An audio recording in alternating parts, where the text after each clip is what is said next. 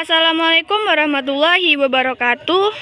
Di sini kami sedang membuat video pembelajaran bab 3 tentang kimia unsur dan kami mendapat bagian tentang unsur-unsur transisi dan unsur-unsur transisi di alam. Nah, kita tanya sebenarnya unsur-unsur transisi itu apa sih? Kita tanya yuk guys, unsur-unsur transisi itu apa sih sebenarnya? Nih, kita tanya ke Nadila atau Safira. Sini kita gelap di situ. Nah, oke. Apa sih unsur-unsur transisi itu? Unsur transisi merupakan unsur yang pengisian elektronnya berakhir pada subkulit orbital subkulit D. Pada kali ini kita akan mempelajari unsur transisi pada periode keempat, yaitu skandium Sc, titanium Ti, vanadium V, kromium Cr, mangan Mn, besi Fe, kobalt Co, nikel Ni, tembaga Cu, dan seng Zn. Kemudian di sini kan ada tuh di sini kan ada tuh sifat fisis. Sebenarnya sifat fisis itu apa sih? Sifat fisis adalah unsur logam sehingga bersifat konduktor, berwujud padat, paramagnetik, dan lain sebagainya. Kemudian ada sifat. Nah, kemudian ada sifat logam. Apa itu sifat logam? Sifat logam, kecuali seng, logam-logam transisi memiliki elektron yang berpasangan, memungkinkan terjadinya ikatan logam antara ikatan logam dan ikatan kovalen antar atom. Terima kasih. Sana, baru masih di Nah, kemudian kita tanya ke Siti Rahmawati tentang titik leleh dan titik didih. Apa itu titik leleh dan titik didih? Unsur-unsur transisi umumnya memiliki titik leleh dan titik didih yang tinggi karena ikatan antar atom logam pada unsur transisi lebih kuat.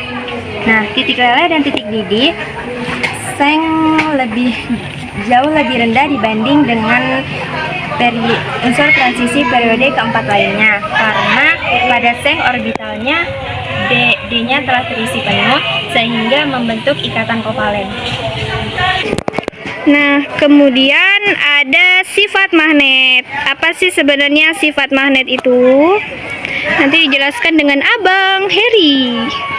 Sifat magnetik, pengisian elektron unsur-unsur transisi pada orbitat D belum penuh, mengakibatkan ion-ion unsur transisi bersifat paramagnetik. Artinya atom atau ion logam transisi tertarik oleh medan magnet. Dan kemudian ada jari-jari atom. Kita tanya sama Abang Rido. Jari-jari atom unsur-unsur periode keempat tidak teratur dari kiri ke kanan. Hal ini dipengaruhi oleh elektron-elektron 3D yang saling tolak-menolak, yang dapat memperkecil gaya tarik inti atom oleh elektron-elektron. Oke, terima kasih. Kemudian ada nomor 2, yaitu sifat kimia, dan itu terbagi dua. Ada kereaktifan. Kita tanya sama Aisyah Sholatul Nasi. Kereaktifan adalah ukuran mudah atau sulitnya suatu atom untuk bereaksi dengan atom lainnya yang berkaitan dengan mudah atau tidaknya melepas atau menerima elektron. Contoh unsurnya adalah golongan 1A. Cenderung lebih reaktif karena mudah melepas elektron. Terima kasih. Nah, yang kedua yaitu pembentukan ion kompleks yang akan dijelaskan oleh Nisa. Apa sih pembentukan ion kompleks itu? Ion kompleks adalah ion yang tersusun dari ion pusat atau atom pusat yang dikelilingi oleh molekul atau ion yang disebut ligan, di mana antara ligan dan atom pusat tersebut terbentuk ikatan kovalen koordinasi, di mana ligan berfungsi sebagai basa Lewis atau penyedia pasangan elektron. Oke, Kemudian selanjutnya ada unsur-unsur transisi di alam. Akan dijelaskan oleh Nadilatul Safira. Yang pertama, unsur transisi di alam yaitu skandium atau Sc. Skandium hanya terdapat sedikit di alam sehingga belum banyak digunakan digunakan dan belum banyak dikenal. Yang kedua yaitu titanium atau Ti. Titanium terdapat di alam sebagai rutil atau TiO2 dan ilmenite atau FeTiO3. Nah, titanium diperoleh dengan cara mengalirkan gas klorin pada TiO sehingga terbentuk TiCl4 direduksi dengan unsur logam.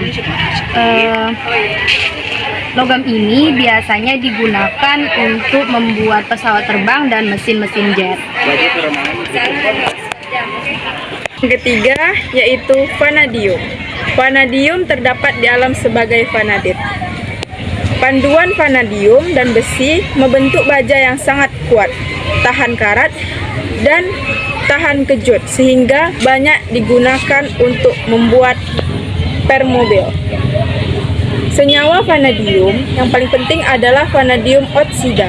Senyawa ini digunakan untuk katalisator, asam sulfat menurut proses kontrak. Terima kasih. Yang keempat yaitu kromium atau Cr. Kromium adalah suatu unsur kimia dalam tabel periodik yang memiliki lambang Cr. Nah, dan memiliki nomor atom 24. Kromium merupakan logam berwarna abu-abu seperti baja. Nah, kemudian kromium biasanya digunakan untuk melapisi logam agar tahan karat, dan kromium juga digunakan untuk membuat paduan logam yang tahan karat seperti stainless. Terima kasih. 5. Mangan di alam banyak terdapat di dalam batu kawi atau pirolusite dan manganit. Logam Mn biasa banyak digunakan dalam paduan logam, misal baja ferromangan. Baja ferromangan berguna untuk mengikat oksigen dalam proses penuangan agar tidak terjadi gelembung-gelembung udara. 6. Besi. Besi di alam terdapat dalam bentuk senyawa antara lain hematit, magnetit, dan siderit. Dalam industri besi selalu dipadukan dengan logam lain supaya lebih keras yang kita kenal sebagai baja. Yang ketujuh adalah nikel atau Ni. Nikel adalah logam putih yang menyelap seperti perak dan penghantar panas yang baik. Di alam, nikel terdapat dalam bentuk senyawa seperti penlandit atau FeSNis. Nikel digunakan untuk melapisi bahan logam lain supaya tahan karat dan nikel digunakan untuk melapisi logam lain supaya tahan karat dan untuk membentuk paduan logam. Misalnya monel 60% Cu dan 40% Ni, nikrom dan alniko. Yang kedelapan adalah kobalt atau Co. Kobalt adalah logam yang mirip dengan nikel. Biasanya kobalt dan nikel terdapat senyawa besi. Di alam, kobalt terdapat dalam bentuk senyawa, misalnya kobalt glans atau COAS. Terus ada penlite, itu ada CO3S4. Kobalt digunakan untuk paduan kobalt yang terkenal adalah alniko, yaitu paduan aluminium, tembaga, besi, dan nikel. Paduan ini digunakan untuk membuat magnet permanen. Terima kasih. Tembaga merupakan penghantar panas dan listrik yang sangat baik, sehingga banyak digunakan untuk membuat alat-alat elektronik. Seng di alam sebagai bentuk senyawa, misalnya zensit.